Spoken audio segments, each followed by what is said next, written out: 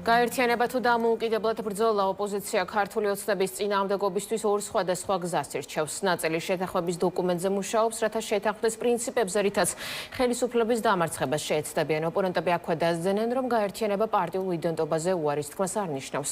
მეორე ნაწილი კი მუშაობს ცალკე პოლიტიკურ სუბიექტად და ხელისუფლებას ოპოზიციის პოლიტიკურ შესაძლებლობების არ ჯერა. უმრავლესობის ლიდერების შეფასებით ოპონენტებს საზოგადოების მხარდაჭერა არ გააჩნიათ.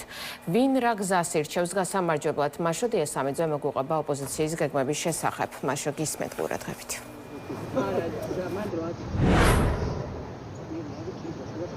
ოპოზიციურ პარტიებს შორის კონსულტაციები აქტიურ რეჟიმში გრძელდება, როგორც პარტიების წარმომადგენლები აცხადებენ, მათი გეგმები და მიზნები რამდენიმე მიმართულებად იყოფა და უახლოეს პერიოდში გაასაჯაროებენ დოკუმენტს, სადაც დეტალურად იქნება გაწერილი მათი სამოქმედო გეგმა, თუმცა ოპოზიციის გეგმებს სერიოზულად არ უყურებენ ხელისუფლების წარმომადგენლები. თემაზე ვრცლად დეტალებს თუ რა გეგმა აქვს ოპოზიციას და ვინ არ უერთდება საერთო დოკუმენტს, ამას ჩვენს მიერ მომზადებულ სიუჟეტში ეხილავთ. ოპოზიციურ პარტიებს პოლიტიკური დღესდღეობით ახალ ეტაპზე გადაჰყავთ და აცხადებენ, რომ უახლოეს პერიოდში საზოგადოებას კონკრეტულ სამოქმედო გეგმას წარუდგენენ. მათი მოქმედებები და კონკრეტული თარიღები გაწერილი იქნება საერთო დოკუმენტში, სადაც აქცენტი გაკეთდება არა მხოლოდ ხელისუფლების კრიტიკაზე, არამედ სტრატეგიულ ნაბიჯებზე, რომლებიც ხელისუფლების პოლიტიკურ გადაწყვეტილებებზე ზემოქმედებას მოხდეს. ოპოზიციის წარმომადგენლები საუბრობენ რამდენიმე პრიორიტეტულ მიმართულებაზე, მათ შორის არის საარჩევნო გარემოს გაუმჯობესების მოთხოვნა, დამოუკიდებელი ინსტიტუტების გაძლიერება და პროცესების მაქსიმალური გამჭვირვალობის უზრუნველყოფა. მნიშვნელოვანი არის ის, რომ გაძლიერდეს რაღაცა პროტესტი, გაძლიერდეს კონტაქტი აი ამ პროტესტში ჩართულ ხალხთან და გაძლიერდეს ჩვენი კავშირები დასავლეთ პარტნიორებთან. სწორედ ამას ემსახურება ეს შეთანხმება, სწორედ ამას ემსახურება ოპოზიციის координация და დარწმუნებული ვარ, რომ ეს ყველაფერი აღსრულდება და დღის შუქს ნახავს.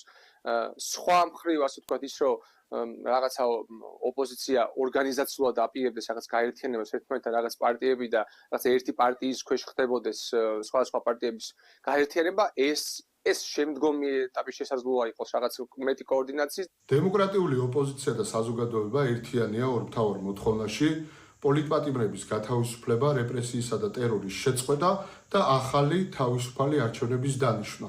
ამ ორ მოთხოვნაში ჩვენ ერთიანები ვართ, თუმცა საჭიროა მოქმედება იმისთვის, რომ ეს რეალიზდეს და ჩვენ მუშაობთ, დემოკრატიული ოპოზიციური ძალები მუშაობთ იმისთვის, რომ კონკრეტული სამოქმედო გეგმა დავდოთ. განსხვავებულ სტრატეგიაზე საუბრობენ ლელო ძლიერი საქართველო და გახარია საქართველოსთვის. პარტიებში აცხადებენ, რომ მათთვის პრიორიტეტი დამოუკიდებელი პოლიტიკური კურსის შენარჩუნებაა. მათი შეფასებით ოპოზიციური დღესდღეობით უნდა ემყარებოდეს დეტალურად გაწერილ სოციალურ-ეკონომიკურ ხედვას. არ ვიცი, ოპოზიცია ჯამურად რა ეტაპზეა, ჯამურად ოპოზიციას ვერ შევაფასებ, თუმცა ვიცი რა საკეთებს ლელო ვითარდება დამოუკიდებლად, უახლოესი მომავლის პირობებში არ ვაპირებთ რაიმე ტიპის გაერთიანება, სტრუქტურულ გაერთიანებას ან ერთ პარტიას ქცევადან ასე შემდეგ სხვა პარტიასთან. იბრძვით პროპაგანდის წინააღმდეგ, რაც ამახინჯებს საერთოდ პოლიტიკის აღქმას ამ ქვეყანაში.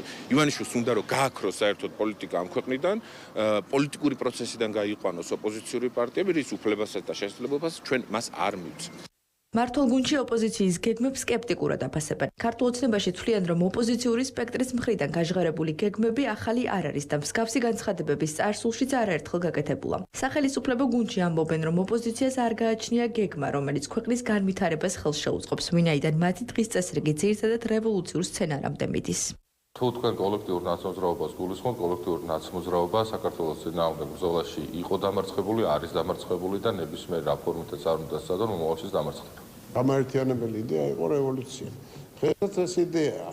უბრალოდ სხვადასხვანაირად ფუთავენ, ხან ქარტია დაარქვეს, ხან ერთობლივი დეკლარაცია დაარქვეს, ხან ერთობლივი განცხადება დაარქვეს, მაგრამ რეალურად ეს ყველაფერი დამოკიდებულია იმ ფულად რესურსებზე და ინსტრუქციებზე, რომელიც მათ საზღვარგარეთიდან უნდა მიიღონ. გაერთიანება შემდგარია და ამას ქვია კოლექტიური ნაცმოძრაობის ცდელობა დაამარცხოს საკუთარი ქვეყანა.